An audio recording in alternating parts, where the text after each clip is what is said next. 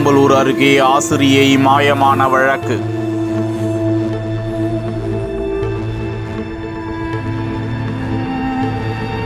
குப்பை கிடங்கில் சாம்பலாக மீட்பு. சக ஆசிரியரின் கொடூரச் செயல். கொலை குற்றத்தில் ஈடுபட்டவரை அழைத்து சென்று சம்பவம் நடந்தது எப்படி என கேட்டபோது போலீசாருக்கே அதிர்ச்சி. 3 மாதங்கள் போலீசுக்கு தண்ணி காட்டியவர் கொடுத்த அதிர வைக்கும் வாக்குமூலம்.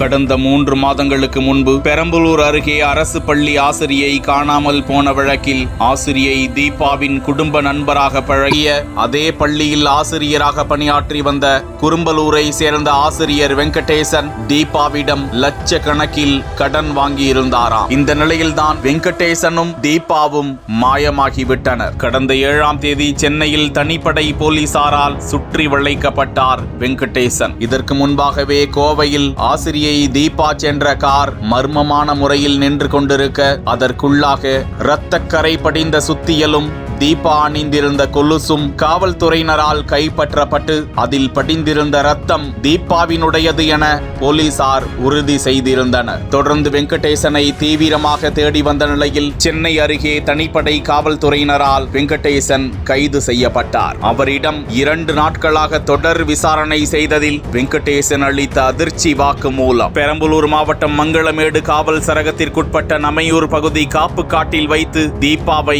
சுத்தியலால் தாக்கி தீர்த்து கட்டியதும் பல இடங்களில் தீபாவின் இறந்த உடலோடு சுற்றி வந்தாராம். அதன் பிறகு புதுக்கோட்டை திருமையம் சாலையில் நமன சமுத்திரம் ஆற்றங்கரையில் குப்பை கிடங்கில் உடலை எரித்து விட்டாராம். அதன் பின் தடயங்களை மறைப்பதற்கு வெங்கடேசனுக்கு அவரது உறவினர்கள் உதவி செய்ததும் இது சம்பந்தமாக 2 கைது செய்யப்பட்டிருப்பதும் அதிர்ச்சி தகவலாய் வெளிவந்திருக்கிறது. நிகழ்விடத்திற்கு சென்று தீபாவின் எரிக்கப்பட்ட சாம்பல் உள்ளிட்ட பாகங்களை மீட்டிருக்கிறார்கள். தொடர்ந்து விசாரணை நடந்து வருகிறது.